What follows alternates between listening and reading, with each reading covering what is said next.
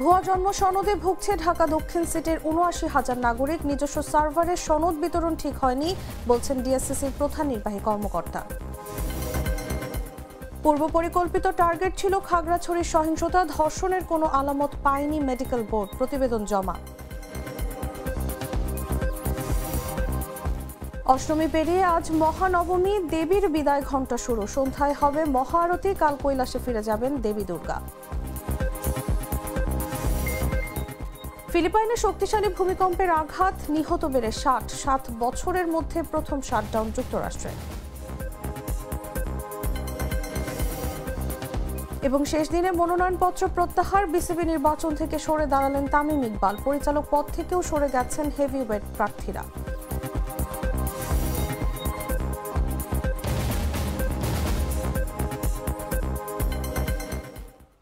এতক্ষণ শুনছিলেন সংবাদ শিরোনাম। দর্শক, আমন্ত্রণ দুপুর ৩টা নিউজে, সাথে আছি আমি তাসলিমা তিথি।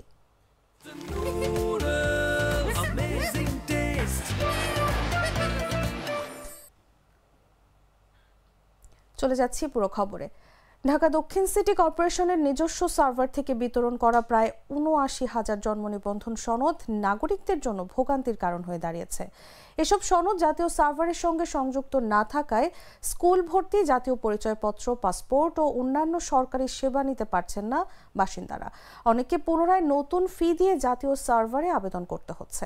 ডিএসসিসির নিজস্ব সার্ভারে সনদ বিতরণ কার্যক্রম ঠিক হয়নি বলে জানিয়েছেন সংস্থাটির প্রধান নির্বাহী কর্মকর্তা। মুসা আহমেদের পাঠানো তথ্যচিত্রে বিস্তারিত জাগো ডেস্ক রিপোর্টে। ভোগান্তি কমানোর নামে নিজস্ব সার্ভার থেকে প্রায় ৭৯,০০০ জন্ম নিবন্ধন সনদ বিতরণ করে ঢাকা দক্ষিণ সিটি কর্পোরেশন। কিন্তু এসব সনদ নিয়ে স্কুল কলেজে ভর্তি, জাতীয় পরিচয়পত্র, পাসপোর্ট, ড্রাইভিং লাইসেন্সের আবেদন করতে পারছে না নাগরিকরা। সনদের সঙ্গে জাতীয় সার্ভারের আন্তঃযোগাযোগ না থাকায়, তথ্য যাচাই করতে না পারায় বিভিন্ন সরকারি প্রতিষ্ঠানের সেবা নিতে গিয়ে হয়রানির মুখে পড়ছেন নাগরিকরা। কোনো উপায় না পেয়ে আবারও স্থানীয় সরকার মন্ত্রণালয়ের রেজিস্ট্রার জেনারেলের কার্যালয়ের জাতীয় সার্ভারে আবেদন করছেন ডিএসসিসির বাসিন্দারা। ভুক্তভোগীদের অভিযোগ, নতুন আবেদনে তাদের কাছ থেকে আবার সরকার নির্ধারিত ফি দিতে হচ্ছে, কিন্তু ডিএসসিসির সার্ভারে আবেদন করার সময় যে ফি জমা দিয়েছেন সে টাকা ফেরত দেয়া হচ্ছে না। একইভাবে আগে ডিএসসিসির সার্ভার থেকে যেসব মৃত্যু সনদ বিতরণ করা হয়েছিল সেগুলোও কোনো কাজে লাগছে না। সবাইকে নতুন করে সনদের জন্য আবেদন করতে হচ্ছে।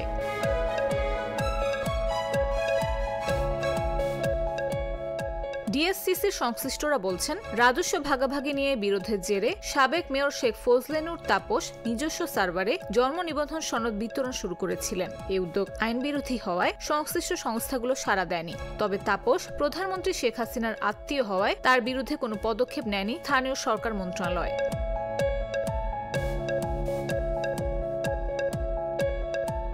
ডিএসসিসির আইটি বিভাগ বলছে, শেখ তাপসের নির্দেশে প্রায় ১০.৫ মাসে দক্ষিণ সিটি থেকে ৭৮,৯৫৬টি জন্ম নিবন্ধন ও ১,৪৭১টির মৃত্যু নিবন্ধন বিতরণ করা হয়েছিল। এ থেকে ডিএসসিসির রাজস্ব হয়েছে প্রায় ৪০ লাখ টাকা। বর্তমানে ডিএসসিসির ৭৫টি ওয়ার্ড রয়েছে, যেগুলো নাগরিক সেবা ১০টি আঞ্চলিক পর্যায়ের মাধ্যমে প্রদান করা হয়। স্থানীয় সরকার বিভাগের রেজিস্ট্রার জেনারেলের কার্যালয় জানিয়েছে, জাতীয় পরিচয়পত্র, পাসপোর্ট, ড্রাইভিং লাইসেন্স সহ ২২টি সরকারি সেবা পেতে জন্ম নিবন্ধন সনদ আবশ্যক। এসব প্রতিষ্ঠানের সঙ্গে রেজিস্ট্রার জেনারেল কার্যালয়ের এমওইউ রয়েছে। জন্ম ও মৃত্যু নিবন্ধন আইন ২০০৪ এবং বিধিমালা ২০১৮ অনুযায়ী রেজিস্ট্রার জেনারেলের নিয়ন্ত্রণ ছাড়া ডিএসসিসির এই কার্যক্রমের কোনো আইনগত ভিত্তি ছিল না।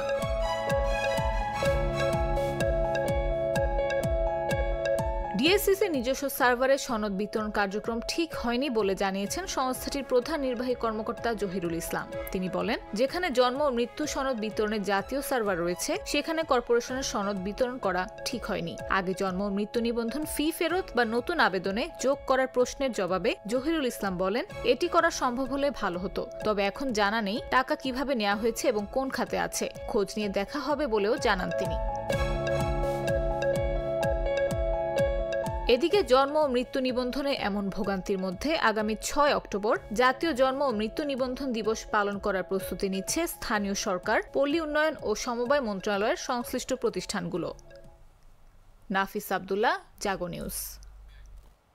দর্শক, ডিএসসিসি এর জন্মসনদ বিতরণ বিতর্ক, নাগরিক ভোগান্তি ও প্রশাসনিক চ্যালেঞ্জ নিয়ে আলোচনার জন্য আমাদের সঙ্গে স্টুডিওতে উপস্থিত আছেন জাগো নিউজের সিনিয়র রিপোর্টার মফিজুল সাদিক। চলে যাচ্ছি তার কাছে। আপনাকে স্বাগত। আপনাকে ধন্যবাদ আমাকে এখানে আমন্ত্রণ জানানোর জন্য।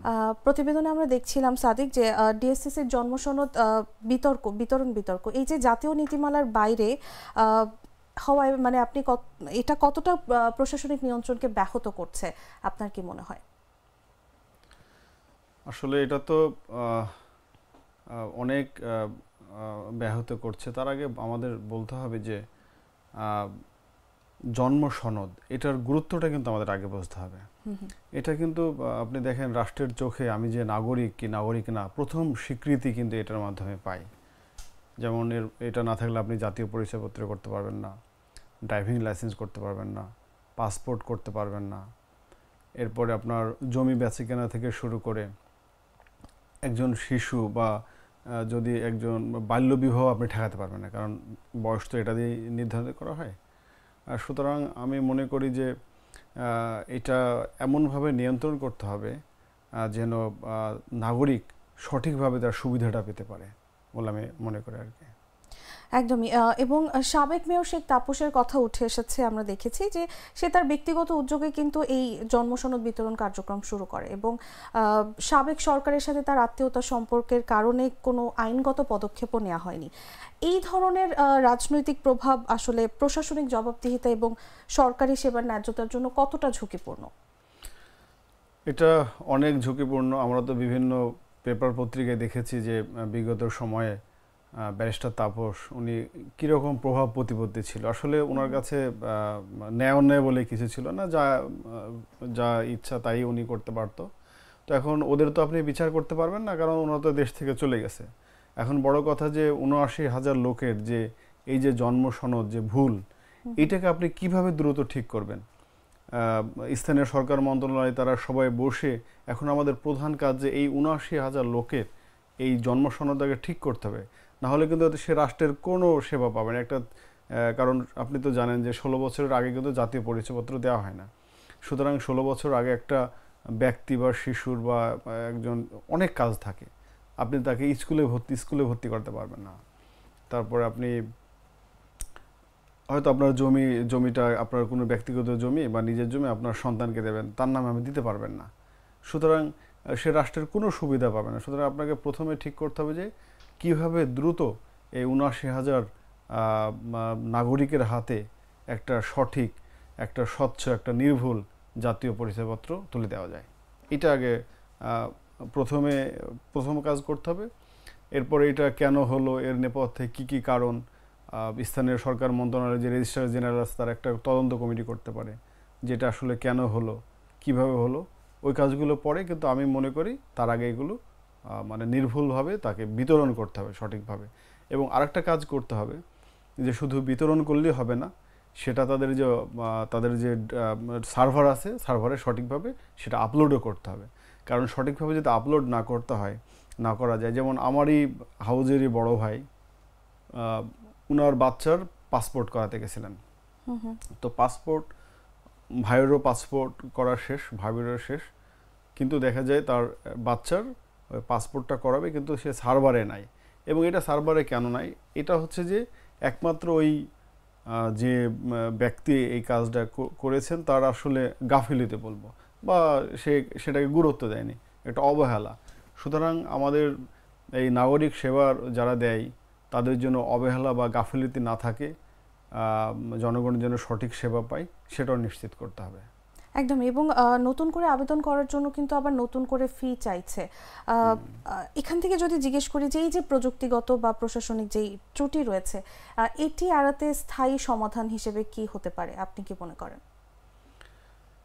আসলে স্থায়ী সমাধান যদি এটা ত্রুটির যে আবারও তাকে আবেদন করতে হবে, টাকাটা তো খুব বেশি না, 50 টাকা, কিন্তু 50 টাকা বেশি না, কিন্তু যে এই যে সেবাটা নিতে গিয়ে তাকে কিন্তু পদে পদে বিভিন্ন ধরনের একটা হয়রানিমূলক একটা প্রসেসিংয়ের মধ্যে তাকে যেতে হয়। আর সুতরাং এই স্থায়ী সমাধান পেতে একটি কাজ করতে হবে যে এই সব কাজগুলো যেসব বডিগুলো করে তারা যেন দক্ষ নির্ভুলভাবে মানে যেনতেনভাবে ওইটা লিখে ফেললো, আপলোড করে দিল তা না। সে তার বাবার জন্ম নিবন্ধন দেখবে, মায়ের জন্ম নিবন্ধন দেখবে, সকল কিছু দেখে একটা সঠিকভাবে মানে ত্রুটিমুক্ত একটা জন্ম সনদ তাদের প্রস্তুত করতে হবে, প্রণয়ন করতে হবে, এবং এইসব প্রণয়নের ক্ষেত্রে যারা আছে তাদের স্বচ্ছতা এবং জবাবদিহিতা নিশ্চিত করতে হবে। একদমই। আলোচনার পর্যায়ে আপনার কাছে একটু ভিন্ন বিষয় নিয়ে জানতে চাইব। আমরা জানি যে নতুন দুটি রাজনৈতিক দল নিবন্ধন পেয়েছে এবং এনসিপি কিন্তু শাপলা প্রতীক ছাড়াই নিবন্ধন পেল। এখন আসলে দলটি কি করবে এবং নির্বাচনে এর কোনো প্রভাব ফেলবে কিনা? ধন্যবাদ আপনাকে।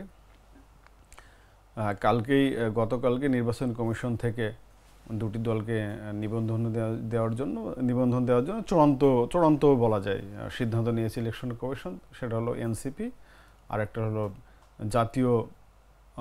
বাংলাদেশ জাতীয় লীগ। তো বাংলাদেশ জাতীয় লীগ যে প্রতীকটা তারা চেয়েছে কলার ছড়ি, সেই কলার ছড়ি তারা পাবে, এতে কোনো সন্দেহ নেই। কলার ছড়ি যে আমাদের যে 151টি যে প্রতীকের যে প্রজ্ঞাপন করা হয়েছে, এই প্রতীকের মধ্যে এটা আছে। কিন্তু শাপলা প্রতীক পেতে এনসিপি অনর যে তারা শাপলা প্রতীক ছাড়া অন্য কোনো প্রতীক নেবে না, সেটা সাদা শাপলা হোক, লাল শাপলা হোক এবং শুধু শাপলা হোক। কিন্তু ইসির কথা যে ওদের তো যে প্রজ্ঞাপন ওর মধ্যে নেই, সুতরাং এখন ইলেকশন কমিশন এনসিপিকে চিঠি দেবে যে তোমরা শাপলা প্রতীকের বিকল্প কোনো প্রতীক বেছে নাও। যদি তারা বিকল্প প্রতীক বেছে না নেয় তাহলে ইসি তাদের যে নিজস্ব সিদ্ধান্ত সেটা নেবে।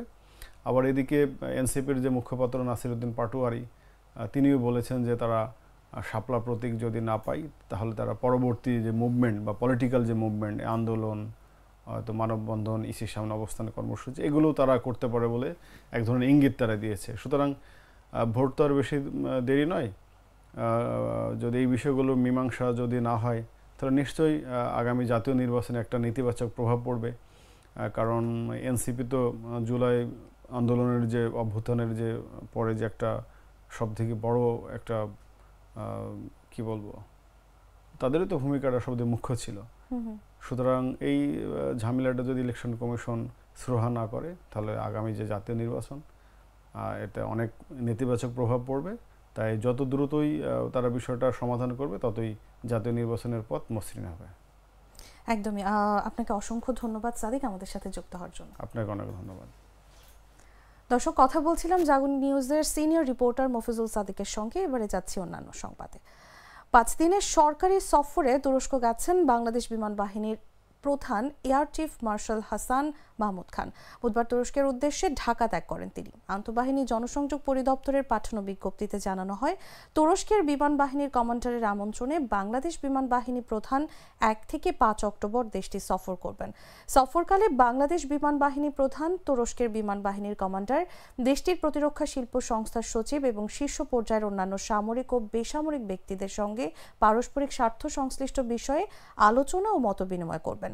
এছাড়াও বিমান বাহিনীর প্রধান air chief marshal Hasan Mahmud Khan Turkish aerospace industries সহ অন্যান্য সরকারি ও বেসরকারি সামরিক সরঞ্জামাদি প্রস্তুতকারী প্রতিষ্ঠান পরিদর্শন করবেন।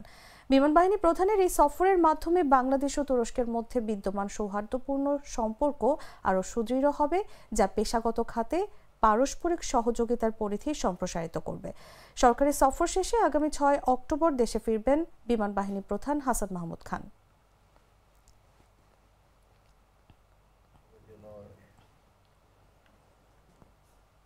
খাগড়াছড়িতে ধর্ষণের অভিযোগকে কেন্দ্র করে শুরু হওয়া আন্দোলন 28 সেপ্টেম্বর ভয়াবহ সহিংসতায় রূপ নিলে 3 জন নিহত ও বহু মানুষ আহত হয়।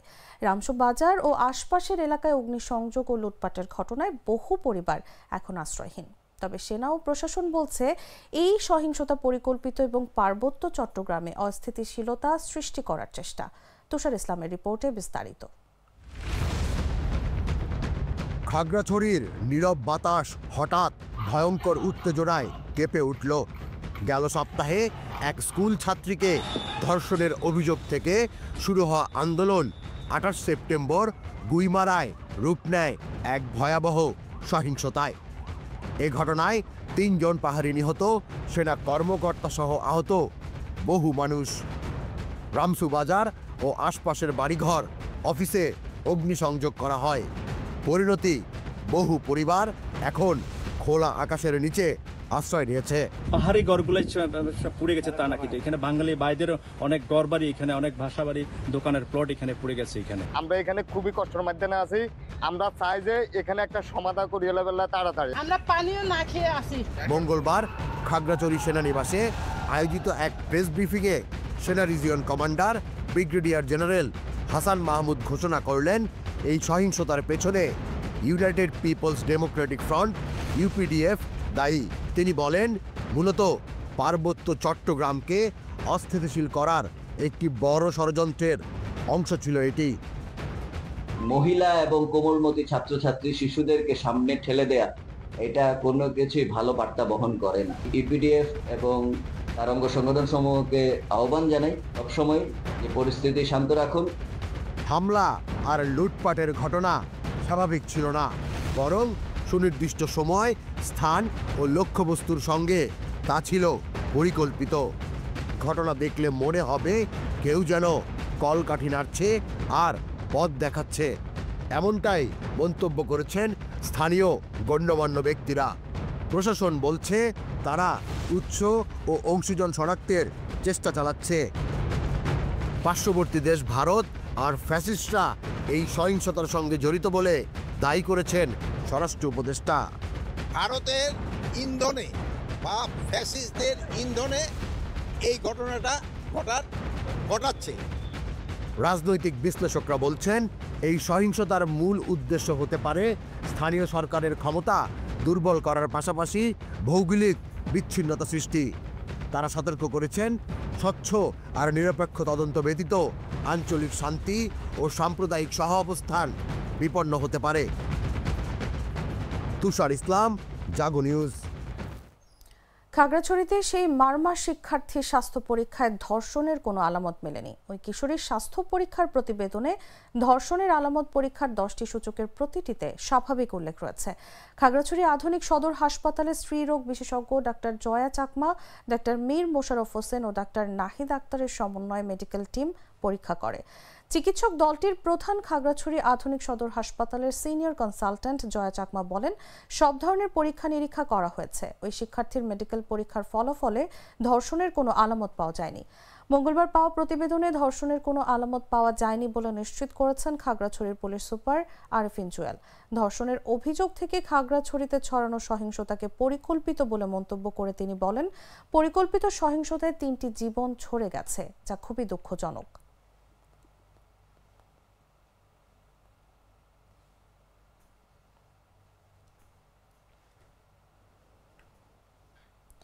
দেশের 8 বিভাগে ভারী থেকে অতি ভারী বর্ষণের আভাস দিয়েছে আবহাওয়া অফিস। বর্ষণের প্রভাবে ভূমি ধস ও জলাবদ্ধতার সম্ভাবনাও রয়েছে।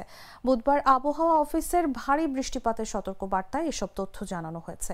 এতে বলা হয়, পশ্চিম মধ্য বঙ্গোপসাগর ও তৎসংলগ্ন এলাকায় অবস্থিত সুস্পষ্ট লঘুচাপ ও সক্রিয় মৌসুমী বায়ুর প্রভাবে বুধবার সকাল 9টা থেকে পরবর্তী 72 ঘন্টায় রংপুর, রাজশাহী, ঢাকা, ময়মনসিংহ, খুলনা, বরিশাল, চট্টগ্রাম ও সিলেট বিভাগের কোথাও কোথাও ভারী থেকে অতি ভারী বর্ষণ হতে পারে। আবহাওয়া অফিসের সতর্কবার্তায় আরও বলা হয়েছে, ভারী থেকে অতি ভারী বর্ষণের কারণে চট্টগ্রাম বিভাগের পাহাড়ি এলাকার কোথাও কোথাও ভূমিধসের সম্ভাবনা রয়েছে। সেই সঙ্গে ভারী বর্ষণজনিত কারণে ঢাকা ও চট্টগ্রাম মহানগরীর কোথাও কোথাও অস্থায়ীভাবে জলাবদ্ধতা তৈরি হতে পারে। গ্লিটারের টুইন লেমন ও অ্যান্টিব্যাকটেরিয়াল ফর্মুলা বাসনকে চকচকে জীবাণুমুক্ত করে আমাদের দেয় গ্লিটার গ্যারান্টি। সনাতন ধর্মাবলম্বীদের সবচেয়ে বড় উৎসব শারদীয় দুর্গাপূজার 4র্থ দিন আজ। অষ্টমী পেরিয়ে আজ মহানবমী। দেবীর বিদায় ঘণ্টা শুরু। দশমীতে কৈলাসে ফিরে যাবেন দেবী দুর্গা। এদিন বিশেষ কোনো পর্ব না থাকলেও সকালে তর্পণে দুর্গার মহাস্নান হবে, ষোড়শ উপচারে পূজা করা হবে। বুধবার নবমীর সন্ধ্যায় দেবী দুর্গার মহা আরতি করা হয়। মহানবমীতে বলিদান ও নবমী হোমের রীতি রয়েছে। এদিন 108টি নীলপদ্মে পূজা হবে দেবী দুর্গার। পূজা শেষে যথারীতি থাকবে অঞ্জলি নিবেদন ও প্রসাদ বিতরণ। নবমী তিথি শুরুই হয় সন্ধি পূজা দিয়ে। সন্ধি পূজা হয় অষ্টমী তিথির শেষ 24 মিনিট ও নবমীর সূচনার প্রথম 24 মিনিট জুড়ে। মূলত দেবী চামুণ্ডার পূজা হয় এই সময়ে। 108টি মাটির প্রদীপ জ্বালিয়ে ও 108টি পদ্মফুল নিবেদন করা হয় দেবীর চরণে। আর ঠিক এই কারণে পূজার মন্ত্রেও সেই বিশেষত্ব উল্লেখ করা হয়েছে। মহানবরাত্রিতে দেবী দুর্গার আরাধনার অনেক গুরুত্ব রয়েছে। যদিও সারা বছর ধরে যে উৎসবের জন্য অপেক্ষা করা হয় তার বিদায় ঘণ্টা বাজিয়ে দেয় এই নবমী নিশি। তাই নবমী নিশিকে সবাই ধরে রাখতে আকুতি জানায়।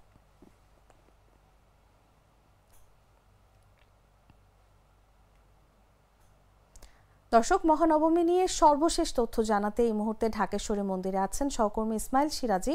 সরাসরি যাচ্ছি তার কাছে। সনাতন ধর্মাবলম্বীদের সবচেয়ে বড় উৎসব শারদীয় দুর্গাপূজা। সেই দুর্গাপূজার আজ মহানবমী, আগামীকাল বিজয়া দশমী, আগামীকাল দেবী তার কৈলাসে ফিরে যাবেন। প্রতিটি মণ্ডপে মণ্ডপে কিন্তু আজ নবমীতে বিদায় সুর বাজছে। আমরা এই মুহূর্তে রয়েছি ঢাকেশ্বরী মন্দিরে, আপনাদের দেখানোর চেষ্টা করছি। ঢাকেশ্বরী মন্দিরে কিন্তু এখনো পুষ্পাঞ্জলি প্রদান চলছে। এর আগে কিন্তু সকাল নাগাদ সকাল আরতি সেটি কিন্তু অনুষ্ঠিত হয়েছে। ভক্তরা কিন্তু আসছেন, এখানে পুষ্পাঞ্জলি করছেন। এছাড়াও আমরা দেখছি যে এই মণ্ডপে তারা কিন্তু ঘুরে বেড়াচ্ছেন এবং পূজা করছেন।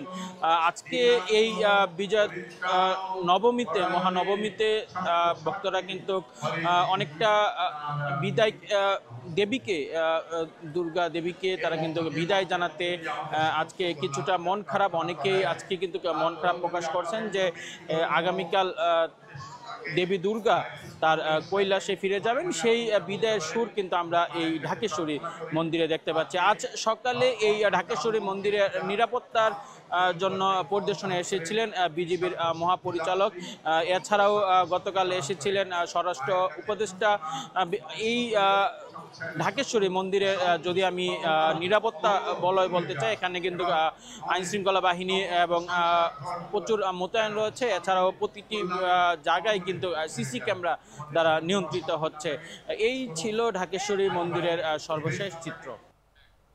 দর্শক, ঢাকেশ্বরী মন্দির থেকে সর্বশেষ তথ্য জানাচ্ছিলেন সহকর্মী ইসমাইল সিরাজি। চলে যাচ্ছি পরবর্তী খবরে। প্রতিমা বিসর্জন পর্যন্ত পুঙ্খানুপুঙ্খভাবে মনিটরিং করা হবে বলে জানিয়েছেন কোস্টগার্ড মহাপরিচালক রিয়ার অ্যাডমিরাল মোহাম্মদ জিয়াউল হক। বলেন, এ বছরের পরিস্থিতি একটু ভিন্ন, সেজন্য ভালোভাবে নজরদারি করা হচ্ছে। বুধবার বেলা 11টায় নারায়ণগঞ্জ শহরের মিশনপাড়া এলাকার রামকৃষ্ণ মিশন আশ্রমে পূজা মণ্ডপ পরিদর্শন শেষে এসব কথা বলেন তিনি। কোস্টগার্ড মহাপরিচালক বলেন, নারায়ণগঞ্জ সহ দেশের বিভিন্ন স্থানে যে কোনো ধরনের দুর্ঘটনা না ঘটে সেজন্য কাজ করছে কোস্টগার্ড। ডুবুরি দল ও বোট টিম সহযোগিতা করার জন্য নিয়োজিত রয়েছে বলেও জানান তিনি। এ সময় কোস্টগার্ডের বিভিন্ন পর্যায়ের কর্মকর্তারা উপস্থিত ছিলেন। আপনারা সবাই জানেন যে এবছরের পরিস্থিতিটা একটু ভিন্ন, যার জন্য আমাদের যে ডেপ্লয়মেন্ট বা নিয়োজন যেটা আছে সেটার মাত্রাও আমরা ওইভাবে নির্ধারণ করেছি। আমাদের বিভিন্নভাবে যে নজরদারি চলে সেটাও অত্যন্ত ভালোভাবে করা হচ্ছে বা করা হবে। এবং আগামীকালকে সন্ধ্যা 7টা পর্যন্ত আমাদের সরকার থেকে যে নির্ধারিত টাইম দেওয়া আছে আপনার বিসর্জনের সময় পর্যন্ত তো এটা খুবই পুঙ্খানুপুঙ্খভাবে মনিটর করা হবে। এবং তারপরেও আমরা যাতে সবাই নিরাপদে লোকজন যার যার গন্তব্যস্থলে পৌঁছে যেতে পারে সেটাও আমরা দেখাশোনা করব।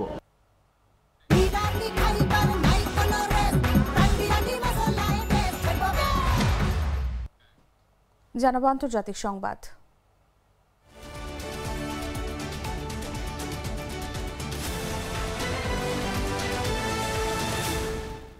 ফিলিপাইনের শক্তিশালী ভূমিকম্পে এখন পর্যন্ত প্রায় 60 জন নিহত হয়েছে বলে নিশ্চিত হওয়া গেছে।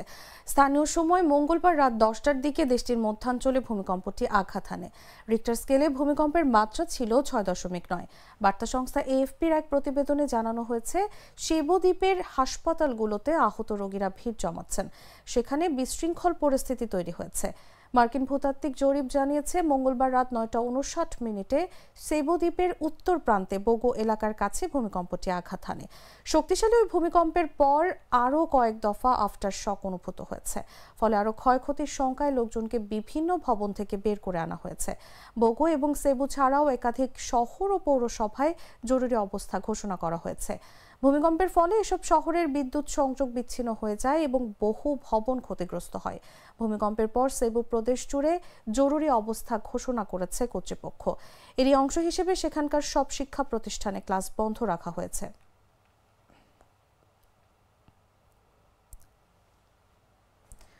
শেষ পর্যন্ত শাটডাউন ঠেকাতে পারল না যুক্তরাষ্ট্র। ফলে যুক্তরাষ্ট্রের ফেডারেল সরকারের কার্যক্রম এখন বন্ধ হয়ে গেছে। সিনেটররা শেষ মুহূর্তে তহবিল বিল পাশ করতে ব্যর্থ হওয়ায় 7 বছরের মধ্যে প্রথমবারের মতো শাটডাউন দেখল যুক্তরাষ্ট্র। ওয়াশিংটন ডিসিতে স্থানীয় সময় মঙ্গলবার মধ্যরাত থেকে মার্কিন ফেডারেল সরকারের শাটডাউন আনুষ্ঠানিকভাবে শুরু হয়েছে। এর ফলে এখন লাখ লাখ কর্মী অবৈতনিক ছুটিতে থাকবেন এবং অনেক সরকারি কর্মসূচি ও পরিষেবা বন্ধ হয়ে যাবে। রিপাবলিকান নিয়ন্ত্রিত সিনেট সরকারি ব্যয় বিল পাশ করতে ব্যর্থ হওয়ার কয়েক ঘন্টা পরেই এই শাটডাউন শুরু হলো। 2018 সালের পর এটাই প্রথম সরকারি শাটডাউন এবং এতে অপ্রয়োজনীয় কর্মীদের অবৈতনিক ছুটিতে রাখা হবে। মঙ্গলবার মার্কিন সিনেট মধ্যরাতের সময়সীমা অতিক্রম করে তহবিল বাড়ানোর জন্য ভোট ব্যর্থ হওয়ায় এবং প্রেসিডেন্ট ডোনাল্ড ট্রাম্প ফেডারেল কর্মীদের অপসারণের মেয়াদ বাড়ানোর হুমকি দেওয়ার পর মার্কিন সরকার একটি সরকারি শাটডাউনের দিকে ঝুঁকে পড়ে।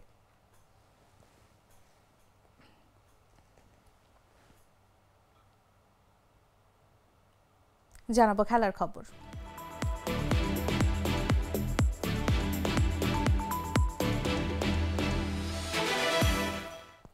বাংলাদেশ ক্রিকেট বোর্ডের নির্বাচন থেকে মনোনয়ন প্রত্যাহার করে নিয়েছেন জাতীয় ক্রিকেট দলের সাবেক অধিনায়ক তামিম ইকবাল। বুধবার মনোনয়নপত্র প্রত্যাহারের শেষ দিনে নির্বাচন থেকে সরে দাঁড়ালেন সাবেক এই ক্রিকেটার। একসময় তামিম বোর্ডের সাধারণ পরিচালক হিসেবে কাজ করার আগ্রহ প্রকাশ করেছিলেন, বিশেষ করে ক্রিকেট অপারেশনে মনোযোগ দিতে চেয়েছিলেন। তবে এখন নিজ থেকেই সরে দাঁড়ালেন তামিম। তার সঙ্গে পরিচালক পদ থেকেও সরে গেছেন হেভিওয়েট প্রার্থীরা। বিস্তারিত জাগো ডেস্ক রিপোর্টে। বাংলাদেশ ক্রিকেট বোর্ডের আসন্ন নির্বাচন থেকে সরে দাঁড়িয়েছেন তামিম ইকবাল। আজ সকাল 10:15টার দিকে মিরপুর শেরে বাংলা ক্রিকেট স্টেডিয়ামে এসে মনোনয়নপত্র প্রত্যাহার করেছেন জাতীয় দলের সাবেক অধিনায়ক। তামিম সহ 10 থেকে 12 জন মনোনয়নপত্র প্রত্যাহার করেছেন। তামিমের ঘনিষ্ঠ এক সূত্র জাগো নিউজকে এই তথ্য নিশ্চিত করেছে। বিসিবি নির্বাচনে ভোট গ্রহণ হবে 6 অক্টোবর, আর তার আগে মনোনয়ন প্রত্যাহারের শেষ তারিখ আজ 1 অক্টোবর। মনোনয়ন প্রত্যাহারের শেষ দিনে তামিম সরে দাঁড়ালেন হঠাৎ করে।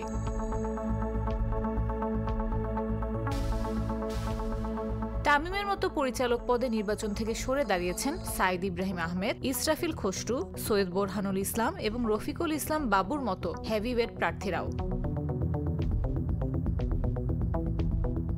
বলার অপেক্ষা রাখে না যে 15 ক্লাবের ওপর আবার কোর্টে নিষেধাজ্ঞা এসেছে তার সবকটাই বিএনপিপন্থী কাউন্সিলরদের। খুব স্বাভাবিকভাবেই 15টি নিশ্চিত ভোট হাতছাড়া হয়ে যাবে তামিমের নেতৃত্বাধীন বিএনপিপন্থী প্যানেলের।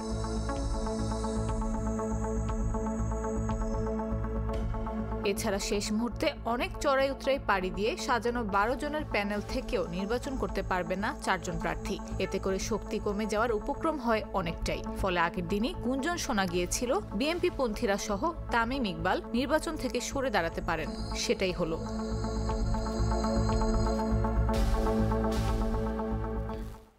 দর্শক, সংবাদ শেষ করার আগে শিরোনামগুলো জানিয়ে দিচ্ছি আরো একবার। ভুয়া জন্ম সনদে ভুগছে ঢাকা দক্ষিণ সিটির ৭৯,০০০ নাগরিক। নিজস্ব সার্ভারের সনদ বিতরণ ঠিক হয়নি বলেছেন ডিএসসিসির প্রধান নির্বাহী কর্মকর্তা। পূর্ব পরিকল্পিত টার্গেট ছিল খাগড়াছড়ির সহিংসতা, ধর্ষণের কোনো আলামত পায়নি মেডিকেল বোর্ড, প্রতিবেদন জমা। অষ্টমী পেরিয়ে আজ মহানবমী, দেবীর বিদায় ঘণ্টা শুরু। সন্ধ্যায় হবে মহাআরতি, কাল কৈলাসে ফিরে যাবেন দেবী দুর্গা। ফিলিপাইনে শক্তিশালী ভূমিকম্পের আঘাত, নিহত বেড়ে 60। 7 বছরের মধ্যে প্রথম শাটডাউন যুক্তরাষ্ট্রে। এবং শেষ দিনে মনোনয়নপত্র প্রত্যাহার, বিসিবি নির্বাচন থেকে সরে দাঁড়ালেন তামিম ইকবাল। পরিচালক পদ থেকেও সরে গেছেন হেভিওয়েট প্রার্থীরা।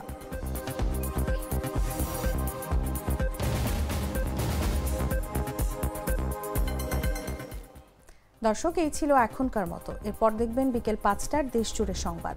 প্রতি মুহূর্তে সর্বশেষ খবর জানতে ভিজিট করুন jagunews24.com। ফলো করুন আমাদের ভেরিফাইড ফেসবুক পেজ এবং সাবস্ক্রাইব করুন জাগো নিউজের ইউটিউব চ্যানেল। ধন্যবাদ সবাইকে।